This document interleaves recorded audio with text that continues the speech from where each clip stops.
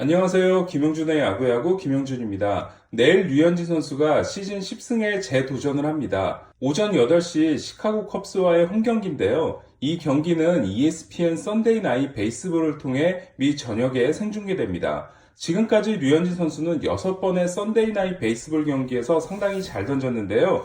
2승 1패에 평균자책점 1.67을 기록했습니다. 첫 번째 썬나베 경기는 2013년 5월 6일에 있었습니다. 샌프란시스코 원정 경기였는데요. 당시 맷 케인과 선발 대결을 벌였는데 케인이 7과 3분의 1이닝 1실점 승리 투수가 된 반면에 류현진 선수는 6이닝 4실점 패전을 안았습니다. 두 번째 경기는 2014년 3월 31일 샌디에고 원정 경기였는데요. 이때는 다저스가 호주에 가서 애리조나와 함께 개막 시리즈 2경기를 치르고 돌아온 상황이었습니다. 미국 개막전이었는데 이때 클레이튼 커쇼가 부상을 당하면서 류현진 선수가 대신 선발에 나섰죠. 그래서 7이닝 무실점 승리 투수가 될 뻔했는데 그만 불펜에 분론이 일어나고 맙니다. 류현진 선수가 7회까지 무실점을 하고 팀의 1대0 리드를 이끌고 내려갔는데 8회에 올라온 브라이언 윌슨이 올라오자마자 첫 타자 세스 스미스에게 동점 솔로 홈런을 맞으면서 류현진 선수의 승리가 날아가고 말았죠. 류현진 선수는 2014년 6월 28일 또 한 번의 썬데이 나잇 베이스볼 경기를 갔는데요.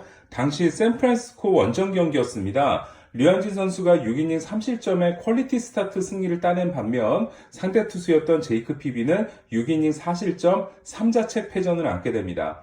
그리고 류현진 선수가 2017년에 무려 3번의 썬데이 나잇 베이스볼 경기에 나서게 되는데요. 7월 31일 샌프란시스코 홈경기에서 메디슨 번가나와 격돌합니다. 두 선수는 모두 7이닝 무실점 노 디시전으로 물러나게 되는데 재밌는 것은 OP 안타, 1볼넷, 삼진 7개가 두 선수 모두 똑같았습니다. 그리고 8월 7일 매츠 원정 경기 역시도 썬데이 나잇 베이스볼 경기였는데요. 저한테는 잊지 못할 경기입니다. 제가 이 경기 해설을 했는데 그때 류현진 선수가 7이닝 무실점 승리 투수가 되거든요. 더 대단한 게 뭐였냐면 22타자를 상대로 안타 하나만 허용하면서 1피안타 무사사구 경기를 했거든요. 22타자를 상대로 21타자의 범타 처리를 해낸 완봉승 못지않은 완벽한 경기였습니다. 상대 선발인 스티븐 매츠는 5와 3분의 1이닝 5실점 패전 투수가 되죠. 그리고 2017년 9월 18일 워싱턴 원정 경기가 류현진 선수의 마지막 썬데이 나잇 베이스볼 경기였는데요. 이때 무실점을 기록하긴 했지만 5회 2사 후에 연속 볼넷을 허용하면서 98구 상황에서 교체가 되고요. 류현진 선수는 4와 3분의 2이닝 무실점으로 이날 경기를 마치게 됩니다. 그리고 상대 선발 투수였던 스티븐 스트라스버그는 6이닝 1실점 무자책 승리 투수가 됩니다. 한 가지 내일 경기가 걸리는 건 상대 선발이 시카고 컵스라는 건데요. 컵스를 상대한 3경기에서 류현진 선수는 평균 자책점이 4.24로 썩 좋지 못했고요. 특히 피안타율 3할 6푼 1리는 3번 이상 상대한 팀들 중 가장 높은 수치를 기록을 하고 있습니다. 류현진 선수가 올해 정말 순항하고 있는 비결 중에 하나는 발사각도 관리가 잘 되고 있다는 겁니다. 지난해와 비교를 해보면 평균 타구 속도는 지난해가 85.6마일, 올해가 86.2마일로 오히려 약간 더 늘었습니다. 반면에 평균 발사각도가 지난해는 12.5도였고 올해는 5.9도를 기록하고 있거든요. 이게 인플레이 타구를 150개 이상 허용한 123명의 투수 중에 9위에 해당되는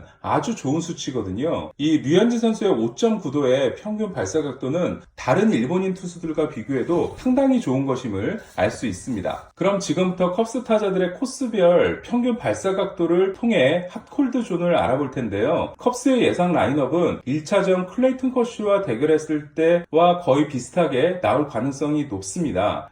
만약 보티가 빠지게 되면 제이슨 헤이워드가 들어올 수도 있고요. 그리고 매든 감독이 원래 투수를 8번에 기용하는 감독이거든요. 강한 1번 타자 앞에 주자를 두기 위해서 9번의 야수를 쓰는 감독인데 퀸타나 경기에서는 퀸타나를 9번으로 활용하는 일이 많습니다. 그래서 다음과 같이 예상 타선을 한번 만들어 봤습니다. 1번 타자인 좌타자 카일 슈아버는 정말 경계해야 될 선수입니다. 최근에 컵스 타선이 좋아진 이유 중에 하나가 슈아버가 1번에 배치되고 나서거든요. 1차전에서도 슈아버는 커쇼를 상대로 초구 리드오프 홈런을 때려냈고요. 1번으로 가서 상당히 좋은 모습을 보여주고 있습니다. 슈아버의 핫콜드 존을 보면 낮은 코스에는 발사각도가 상당히 낮게 나옴을 알 수 있습니다. 메이저리그에서는 10도에서 30도 사이의 타구가 장타가 많이 나오는 코스로 평가가 되고 있거든요. 그러니까 이 점을 유의해서 보시면 될 것 같습니다. 슈아버는 낮은 코스에 높은 발사각도가 나오지 않음을 알 수 있고요. 반면에 높은 코스는 상당히 발사각도가 잘 나오고 있거든요. 메이저리그 홈런의 평균 발사각도가 28도이기 때문에 슈아버의 높은 존에서 보여주고 있는 발사각도는 대단히 위험합니다. 그래서 슈아버에게는 하이패스트볼을 상당히 신중하게 던져야 될 필요가 있습니다. 2번 타자인 우타자 크리스 브라이언트는 류현진 선수를 상대로 3타수 무안타 2삼진을 기록하고 있는데요. 하지만 올해 OPS로 보면 좌완 킬러의 모습을 보여주고 있습니다. 바깥쪽 낮은 코스가 상당히 약하거든요. 그렇기 때문에 이 코스는 류현진 선수가 서클 체인지업을 떨어뜨리는 코스라고 할 수 있죠. 브라이언트와의 대결에서는 바깥쪽 체인지업이 좀 힘을 발휘해야 될 것 같고요. 몸쪽 높은 코스에도 발사각도가 39도가 나오거든요. 이건 역시도 뜬공이 될 가능성이, 힘없는 뜬공이 될 가능성이 상당히 높습니다. 이 부분도 활용을 해봐야 될 것 같아요. 3번 타자인 좌타자 앤서니 리조는 올해 좌완 상대 OPS가 잘 나오지 않고 있지만 원래 좌완에게 상당히 강한 좌타자고요. 류현진 선수를 상대로도 9타수 3안타에 홈런도 기록을 하고 있습니다.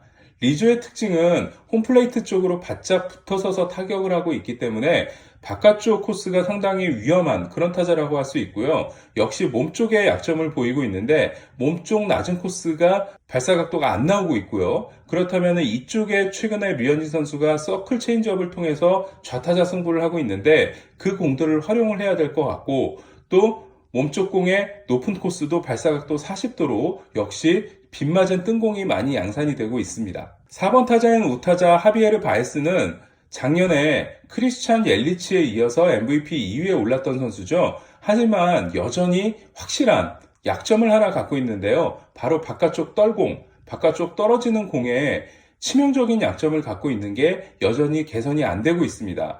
또한 바에즈는 상당히 공격적인 타자이기 때문에 따라서 바에즈의 공격성을 역용하면서 바깥쪽으로 떨어지는 흘러나가는 변화구를 던질 수 있다면 류현진 선수가 상당히 유리할 것으로 예상이 됩니다. 5번 타자인 포수, 우타자 윌슨 콘트레라스는 올해 타격이 만개한 느낌을 보여주고 있는데요. 하지만 낮은 코스의 약점을 보이고 있습니다. 낮은 코스의 공들을 좋은 발사각도로 만들어내지 못하고 있는데요. 높은 코스의 한가운데 마이너스 8도는 이게 아마 샘플 사이즈가 적어서 이렇게 나오는 게 아닐까라는 생각이 듭니다. 그래서 무시하는 게 좋을 것 같고요. 보시게 되면 낮은 쪽 코스를 제외한 나머지 코스들은 스트라이크 존 안에 공이 들어왔을 때 상당히 좋은 발사각도를 만들어내고 있음을 알 수 있습니다. 6번 타자인 우타자 엘버트 알모라 주니어 같은 경우는 역시 낮은 코스가 약하고요. 또 바깥쪽은 높은 코스의 발사각도가 9도 정도밖에 안 나오고 있거든요. 그렇다면은 지난 경기에서 트라웃과 루크로이를 상대로 던졌던 백도어 커터를 던지는 것도 상당히 좋아 보입니다. 7번 타자인 에디슨 러셀은 올해 가정폭력 출장 정지를 수행하고 돌아와서 타격 성적이 상당히 안 나오고 있는데요. 이 선수는 슬라이더 같은 브레이킹 볼에 약하기로 상당히 유명한 선수죠. 그리고 핫콜드 존을 보게 되면 낮은 쪽으로 공이 들어왔을 때 발사각도가 전부 마이너스임을 알 수 있어요.